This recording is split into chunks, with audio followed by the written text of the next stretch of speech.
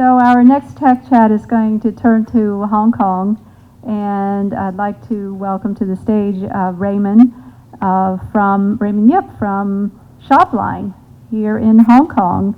And it's a fairly new startup as well, founded in 2013, and is incubated by 500 startups. It's a do-it-yourself e-commerce platform, and I'll let our moderator go into more detail about that. And our moderator is Rachel Chan. Rachel, why don't you come up? She is the co-founder and chief catalyst at Innofoco, and she's a real startup guru as well, startup enthusiast. And we'd also like to welcome to the stage Raymond's investor. Danny, where are you? All right. Danny Yeung, founding partner of SXE Ventures, and he's also a startup entrepreneur. So why don't you, Rachel, take it away. Yeah. Thank you. How many of you know Shopline? How many of you use Shopline?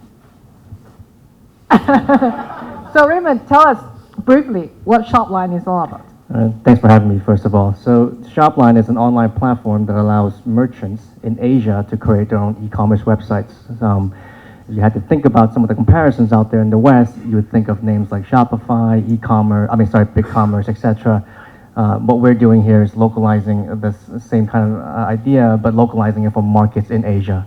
So what kind of localization have you done? What are your differentiation aspects that set you apart from other similar platforms? Right, so I think that most people in Asia do understand that the different markets here require many different things when it comes to commerce, right? So for us, localization really means about 4 or 5 major things, okay? So number one is native language support, okay? Obviously, that's the obvious one. And I'm talking about like real language support, right? Not like Google Translate, if you know what I mean. And secondly is payments, right? Payment gateways is different everywhere in every single country in Asia.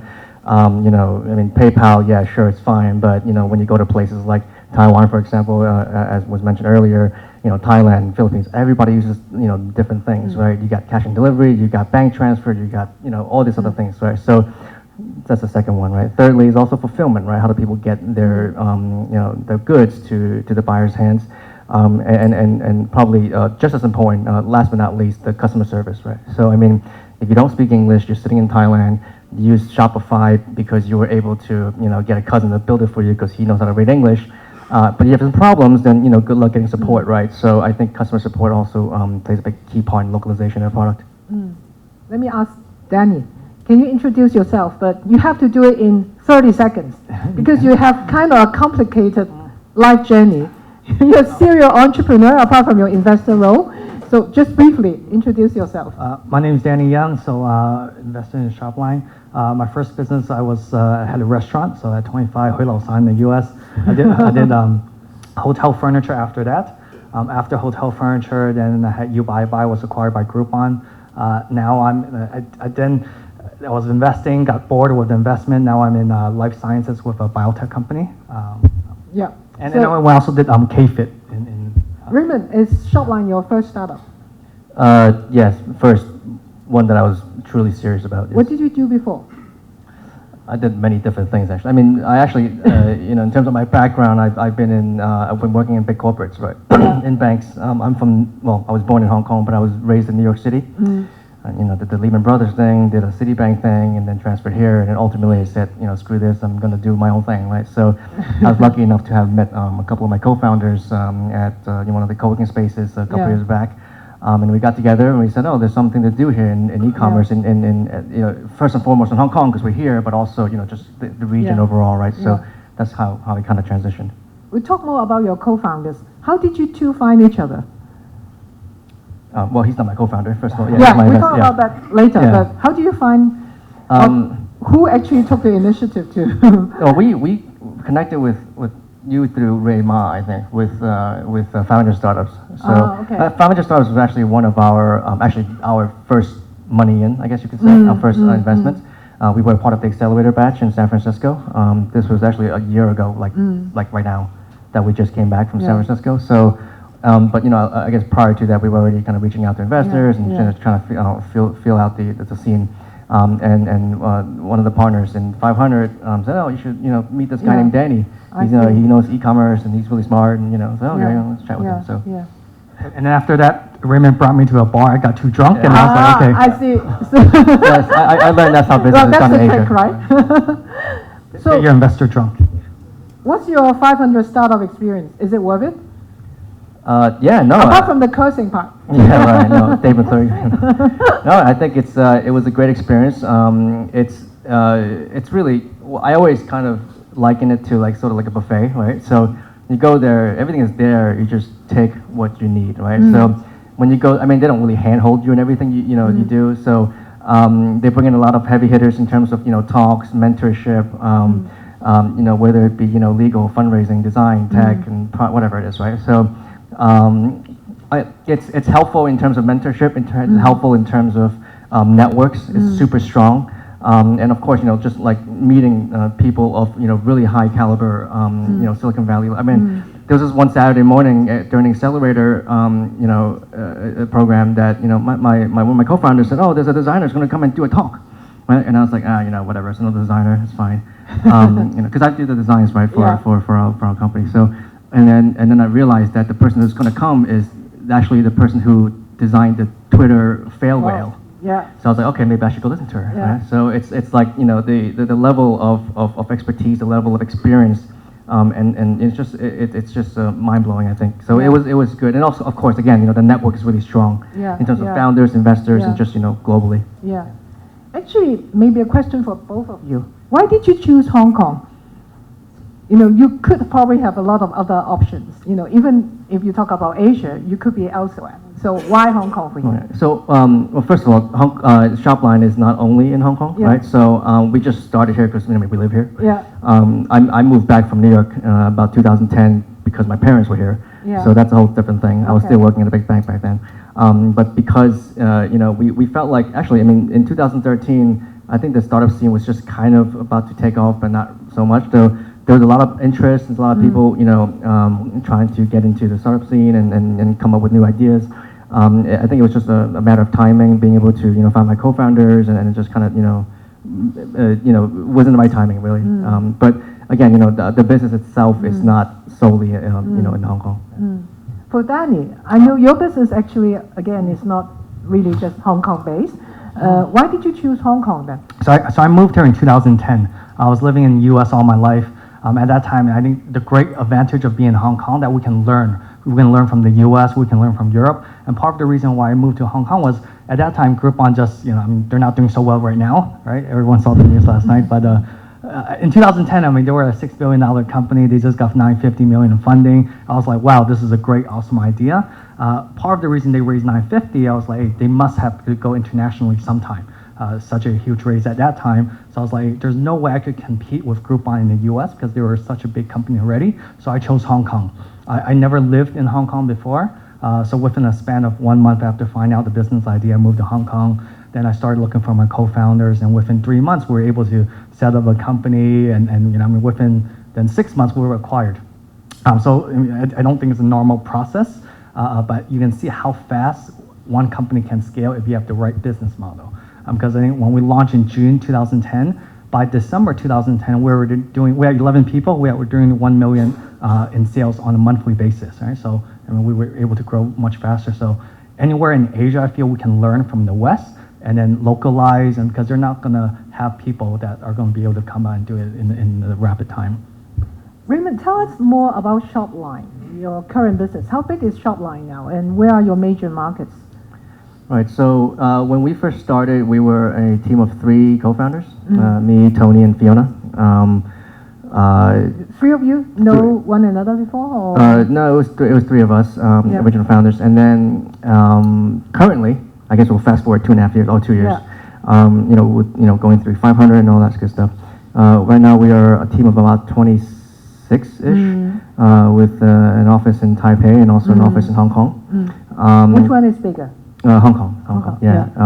And we are, our service is available in Hong Kong, in Taiwan, and also the Philippines. We launched quite recently. a few months ago, and we're definitely looking toward the future in terms of expanding our business into Southeast Asia, because we see a lot of potential there. We see a lot of opportunity, and there aren't really that many options for merchants currently. No? So, I mean, You think you're still doing something unique in Asia? I don't know about unique in a, I guess, a general sense, but locally speaking, I guess, yeah, in a way, right? So locally speaking, in the many different markets within Southeast Asia, there really isn't something like us that can kind of provide the technology to drive the entire value chain in terms of e-commerce. We're talking about places like the Philippines and then Thailand and so on and so forth. So, but anyway, so that's kind of where we're going. As far as right now, we're a team of about 26, and we I guess grew quite rapidly over the last year and a half or 2 years or so. Yeah. Well, Asia obviously is also very diverse markets. Do you have local partners, or how do you work in different markets? How do you go into the market in the first place? Right. So I mean, going into new markets is always difficult, right? No matter what you do, really. Yeah. Without the, I mean, I don't speak Vietnamese, right, or Thai, right? So I mean, it's not like I just go in there, like we're here. Yeah. So I think partnerships is a big deal. It helps a lot.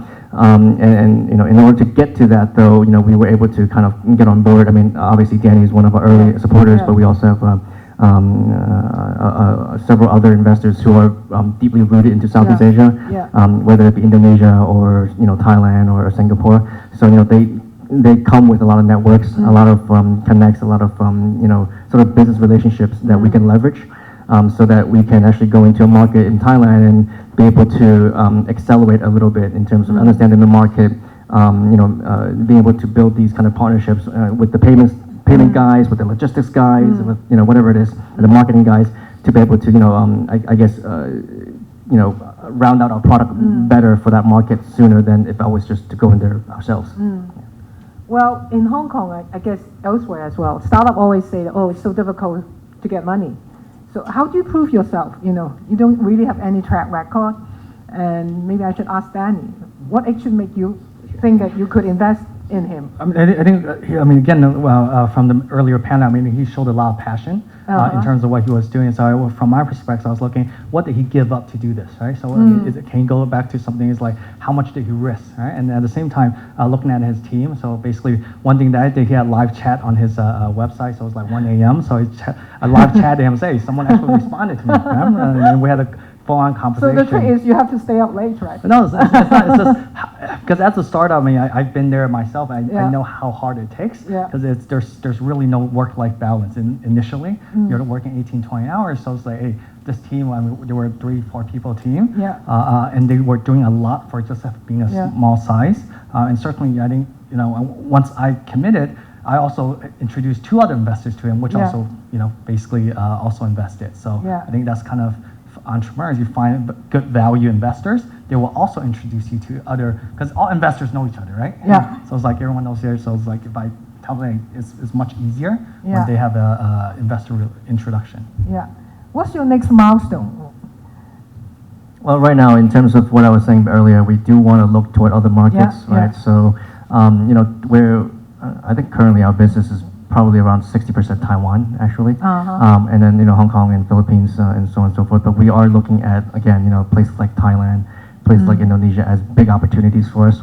We want to go in there and provide technology, provide sort of like a brainless way for people to set up an online shop without having to think too much, right? There's a lot of like kind of half-assed, but not as complete in terms of solutions that's available locally, these markets. But we want to kind of present something to a regular merchant who wants to set up an online shop, doesn't know tech, doesn't know design, has no money. How do I set up a website, right? I want an identity to represent my brand online. We can provide that for you in a nice and easy way, and without you having to spend a lot of money and knowing a lot of tech. So, but anyway, so that's the opportunity we want to do. We want to get into the next markets over the next, say, 6 to 12 months. Can you say something about how's the current business, the revenue situation? We are generating revenue, so that's a good thing. In terms of overall, the shops created, using Shopline, it's it scales within the tens of thousands. But it's promising, right? To How many users do you have now? In the tens of thousands. Yeah. Okay. So it's a good kind of indication of what people react to. I mean, obviously some markets going to be stronger than others. You know, it is what it is, Yeah. right? I mean, e-commerce as a whole in the region is new anyway, Yeah, right? yeah. So it's not going to completely work immediately in day one, Yeah. right? So it takes a little time, but you know, we see a good promise, especially in Taiwan, right? I mean, Peter from Pincor earlier mentioned, obviously, you know, he operates out of Taiwan, but for good reason as well, right? So Taiwan, the market is extremely ripe and extremely strong in terms of e-commerce. But again, you know, there's opportunities all over Asia. So, but yeah. Maybe a question for both of you. Do you have any near-death moment? What do you think is the most difficult part for a startup? Most difficult part is, I mean, I think it's everybody always kind of experiences the similar kind of challenges, right? You know, you got first of all, you have to find the good co-founders, and you know, and so on and so forth. But then after that, it's like, how do you scale your business? How do you get funding? How do you scale your team, and so on? So hiring people. So it's all there, right? That's, I mean, it's a part of life in every single startup. You know, near-death moments. I mean, I guess not so much yet, although it did happen when we were in San Francisco a year ago, when like our entire like database got wiped out overnight for some reason. But you know, it happens, right? It is, you know, it is what it is. So, but you learn from it, and then you try to prevent it from happening down the line. So, You have any difficulty in recruiting talents in Hong Kong? Not especially. I mean, to be honest with you, I mean, we were in the Valley for a little bit too. I mean, it's difficult everywhere. I mean, don't let anybody tell you otherwise, right? I mean, it's difficult in Hong Kong. Yeah, it's difficult in Hong Kong, but it's difficult in San Francisco too. You know, so because instead of fighting, you know, here you're fighting against Citibank and JP Morgan, right? But over there you're fighting against Google and Facebook, right? So I mean, it's hard anyway. You know, you start up with the referrals, you start up with the friends of friends, you start up with the previous colleagues, etc. But you know, there's a lot of talent, especially coming out of university and so on and so forth here. And it's just, I think that, I mean, Hong Kong is, it's a lot actually. So it's not true that people say young people here don't want to work in startups? No, I don't think so. Danny, what's your most memorable moment? Last question. Well, I think on your earlier question of being an entrepreneur-wise, right? So I had a near-death experience.